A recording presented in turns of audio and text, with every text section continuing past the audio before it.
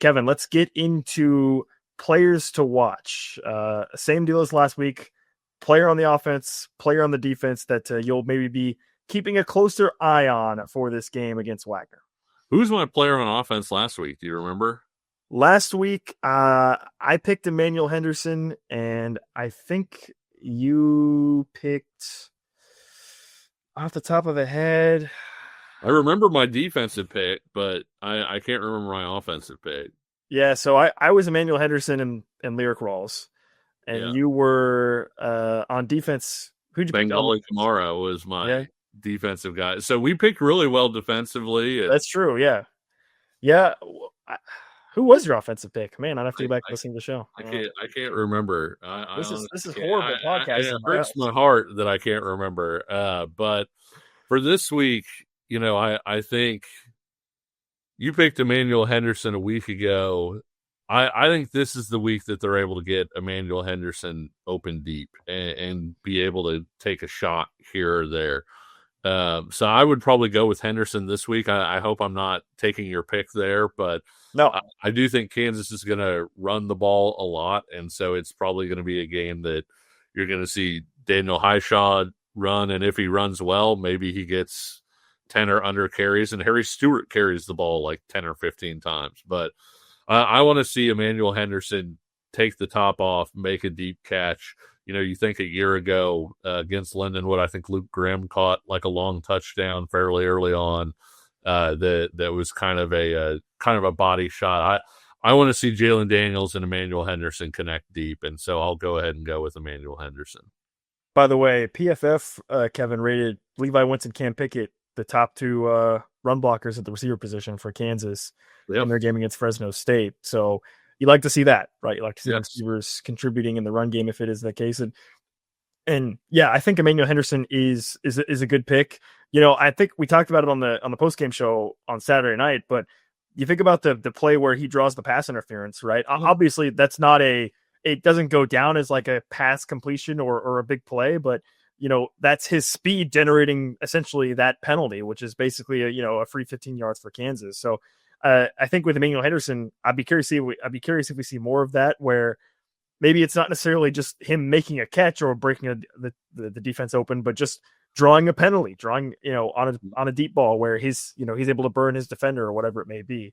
He got a carry too. He got a carry. He got a shorter pass, and then the play, one of Jalen's two incompletions, was actually a deep shot for Emmanuel Henderson where the blitz got in pretty quickly, and Jalen put it where only Emmanuel could get to it. It would have been a really tough play to come back and track it, but they certainly tried to get Emmanuel Henderson open deep. I would think that it would be a terrific sign if, hey, you're able to connect with him a couple times down the field in this one. Yeah, actually, the guy that I'm going to go with is somebody you mentioned as well. I'm going to pick Harry Stewart, I think. Nice. Because LeSean Williams is almost certainly, I think, going to play a minimal role, it would seem. I mean, from the KU perspective, I don't know why you would risk it if he's not 100%, in terms of just saving him up for the Missouri game, not when you get too dinged up in a game like this. So again, if the game script goes how I kind of expect it will go, which is Kansas can hopefully build a pretty significant lead early on, and then maybe sort of let those other guys get in, your next two running backs in line are Johnny Thompson and Harry Stewart. And Harry Stewart is a guy that right now, Kevin, is probably RB4 behind Johnny Thompson, but he's a guy that if he didn't deal with that injury in the spring that really kind of limited him for basically the entire summer, and I think even into camp, he has the talent that I think he could be in that conversation. So now that he is healthy, I would love to see what he can do and if KU can get him involved. He had that one catch all against Fresno State. So he's the guy I think I'm going to be keeping an eye on offense. I didn't want to pick Isaiah Marshall because I felt like that was kind of too low hanging, right? Yeah. Again, if the script goes the way it goes, I think we can expect to probably see Cole Ballard and hopefully see Isaiah Marshall at some point, but I'll go with Harry Stewart instead on the offense. On defense, who's going to be catching your eye in this game, Kevin? Yeah, part of the reason I really liked Bengali Kamara last week was I talked about the need for Kansas to sort of generate pass rush outside of the defensive line. You know, a year ago, J.B. Brown and Marvin Grant were so good at doing that. And so you wanted to see, hey, other than your front four, where's the pressure going to come from? I thought Kamara did an amazing job. You know, didn't just have the sack fumble, but also, you know, had multiple pressures and really impacted the game from that standpoint. A guy that I want to continue to see, and it's no secret that I like this guy. You know, I want to continue to see Austin Alexander out there, you know, and he's somebody that would love to see him grab a pick in this game. He really showed some great things from an instinct standpoint, I thought, a week ago.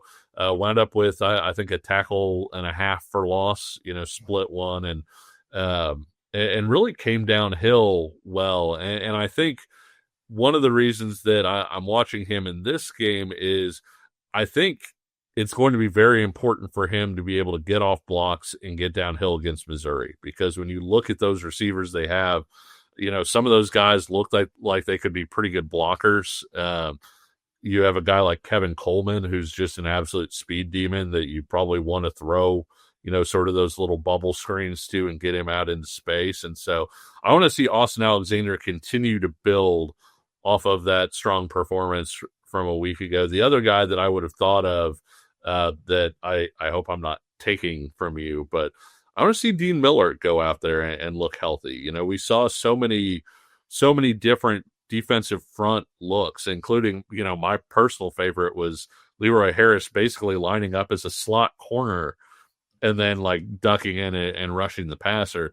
Stuff like that, where you have the guys out there in sort of those wide 9 alignments, and in some of those cases they were out wider than wide 9 alignments, are really built for guys who can play well in space. And you know, I thought Leroy Harris did some nice things. The future is so bright for him.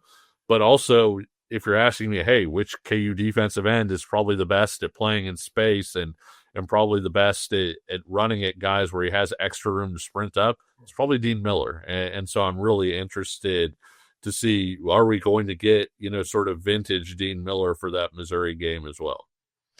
Yeah, you mentioned earlier we were kind of 2 for 2 on our picks on defense in week 0. You know, with Bengali Kamara really showing some flashes, and you know, this is not a knock on previous iterations of Kansas linebackers, but with Bengali Kamara and Trey Lathan, it just felt like those guys were a little bit different level of athlete that Kansas has not previously had at the linebacker position.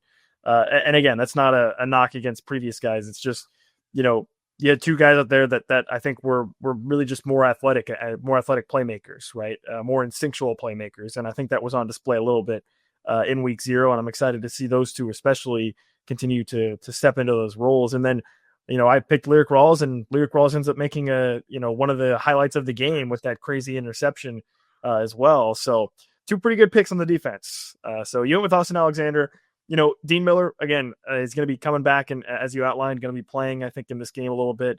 But I was actually going to go with Dak Brinkley, I think, because, again, I think he's a guy that, similarly to Harry Stewart on the offense, is somebody that hopefully will have a chance to get out there and run around and make some plays, you know. And again, yeah, what you said about the defensive line is a fantastic point.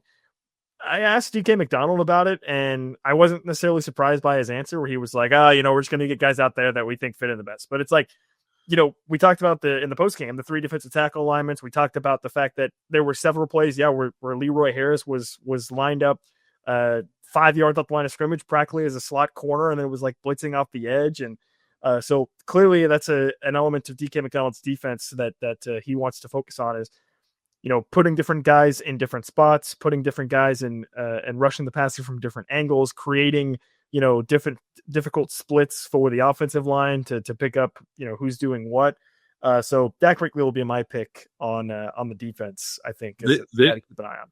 They had a 3 defensive end group out there too, like the Leroy Harris sack that he had on the Texas stunt. The guy who was on the interior, who was playing defensive tackle, basically, was Justice Finkley, and he was the guy that rushed inside that allowed Leroy Harris his lane. And so I like your pick a lot. I think this is going to be a really interesting defensive group to see come together. And part of the reason I really like your pick as well is I think offensively, for the most part, we kind of know who the starters are. And yeah, you're going to have some guys rotate in and some guys are going to play starter reps.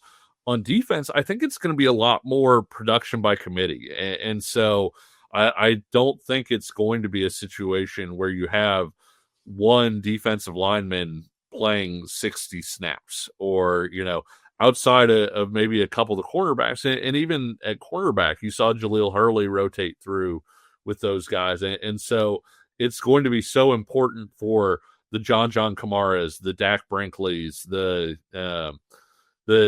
Mason Ellis is in the starting lineup, but Mason Ellis rotating sort of in and out at that Hawk spot.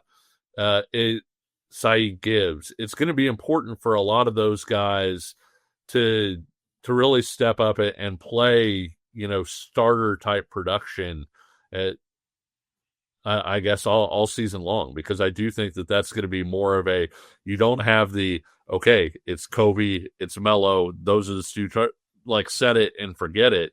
I think you're going to have the production sort of spread over a lot of different guys. You think about a year ago, the TCU game, Tywan Berryhill being at a wedding like the night before, flying in, and then pretty much having to play like every snap. I don't see that being the case with this year's defense. I think they have more guys to go through, and so that's part of the reason I really like that Dak Brinkley pick too, is I think that as a group, that defensive end position is going to need to produce. It's not necessarily just going to be on one guy.